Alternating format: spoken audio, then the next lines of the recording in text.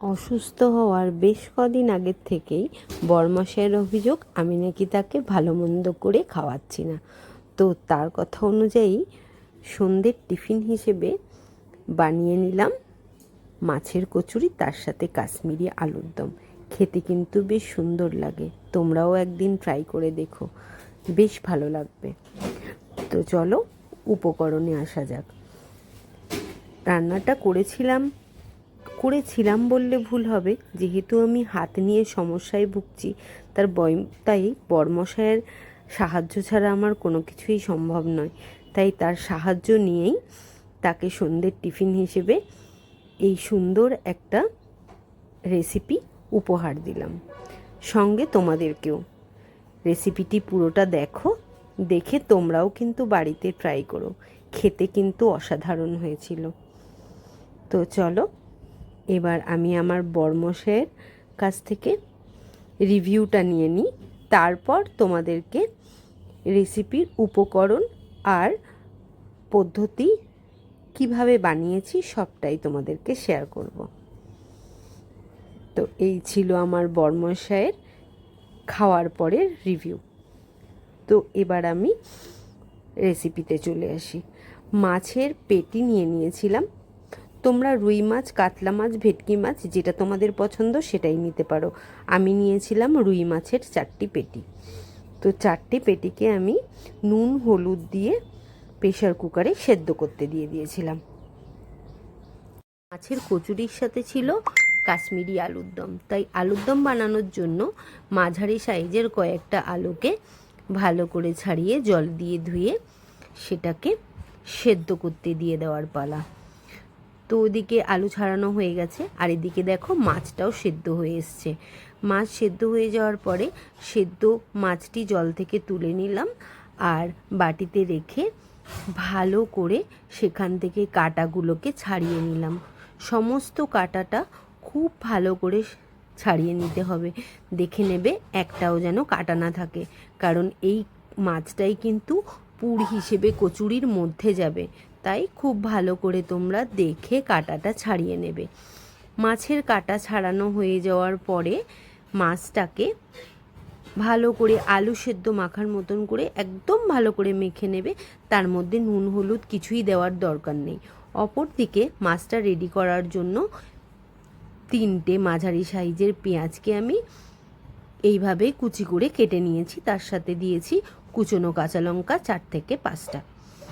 মাছ দেখো আলু সেদ্ধর মতন মেখে নিয়েছি। আলু সেদ্ধ মতন মাখতে হবে এই কারণেই বলছি, তাহলে বোঝা যাবে মাছের মধ্যে কোনো কাঁটা থেকে গেছে কিনা। এবার কড়াইয়ে তেল গরম করে আমি যেভাবে তেলের মধ্যে পেঁয়াজটা দিয়েছি ঠিক সেভাবে তেলের মধ্যে তোমরা পেঁয়াজ দিয়ে নেবে, কুচনো কাঁচা লঙ্কা, তার সাথে দেবে নুন হলুদ, আদা বাটা, রসুন বাটা, জিরে ধনের গুঁড়ো। সবটাই তোমরা দেখতে থাকো, আমি বলে দিলাম ভিডিওতে সবটাই তোমাদের ডিটেলসে দেখানো হয়েছে, স্কিপ করে যাইনি, কারণ স্কিপ করে গেলে তোমরা রেসিপিটি সম্বন্ধে পুরোটা বুঝতে পারবে না, জানতে পারবে না। দেখো পরপর আমি নুন হলুদ, আদা বাটা, রসুন বাটা, জিরে ধনে গুঁড়ো সবটাই দিয়ে দিয়েছি এবং এরপরে সেদ্ধ মাছটাকে এর মধ্যে দিয়ে ভালো করে নেড়ে সুন্দর করে একটা পুর বানিয়ে নিতে হবে।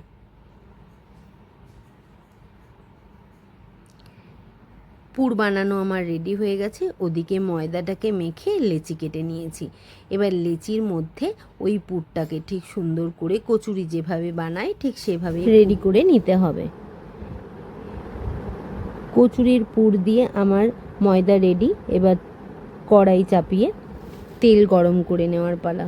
তেল দেখো গরম হয়ে গেছে। এবার আমি আস্তে আস্তে পরপর সব কচুরিগুলোকে ঠিক একইভাবে ভেজে নেব। কচুরি ভাজা হয়ে যাওয়ার পরে আমি কাশ্মীরি আলুর দম বানানোর জন্য যে আলু ছাড়িয়ে রেখেছিলাম সেই আলুগুলোকে টুকরো করে কেটে নেব। আমি 4 টুকরো করেছিলাম, তোমরা চাইলে ছোট ছোটও করতে পারো। তো আলু কেটে ভেজে নেব। এরপর মশলা তৈরি করছি। মশলা হিসেবে আমি দিয়েছিলাম পেঁয়াজ, আদা, টমেটো, কাঁচা লঙ্কা। দেখো এদিকে তোমাদের যেটা দেখাচ্ছি সেটা হচ্ছে আলু ভাজা হয়ে গেছে। এবার ভেজে রাখা আলুটাকে প্রেসারে দিয়ে একটা সিটি দিয়ে নিয়েছিলাম, কারণ আমার সময়টা ছিল কম, তাই তাড়াতাড়ি করার জন্য আমি প্রেসারে আলুটাকে সেদ্ধ করে নিয়েছিলাম। তোমরা চাইলে পুরোটাই কড়াইয়ে করতে পারো। অন্যদিকে মশলা তৈরি করার জন্য পেঁয়াজ, দুটো কাঁচা লঙ্কা, একটা টমেটো দিয়ে মিক্সিতে একটু পেস্ট করে নিয়েছিলাম।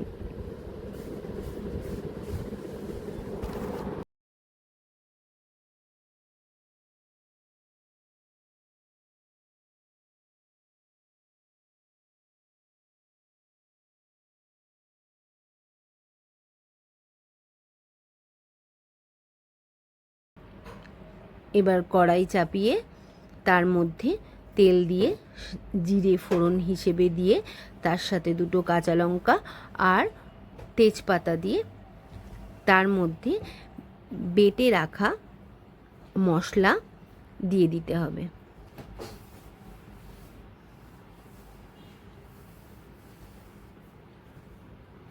মশলা কড়াইতে দিয়ে ভালো করে কষিয়ে নিতে হবে যতক্ষণ না মশলা থেকে তেল ছাড়ছে।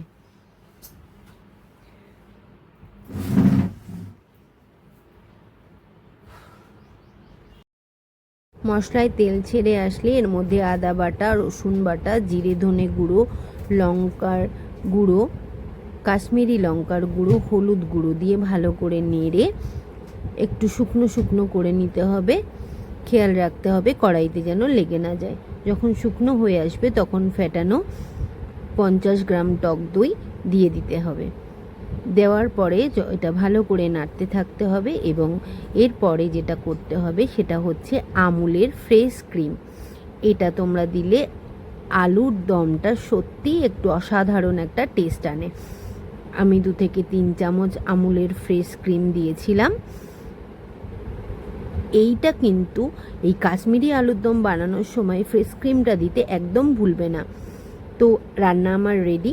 নামানোর আগে সামান্য গরম মশলা দিয়ে একটু ফুটে আসলেই গরম গরম মাছের কচুরির সাথে কাশ্মীরি আলুর দম পরিবেশন করলাম।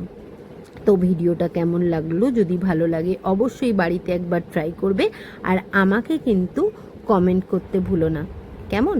সঙ্গে থাকো, আবার একটা কোনো ভালো রেসিপি নিয়ে তোমাদের কাছে চলে আসবো।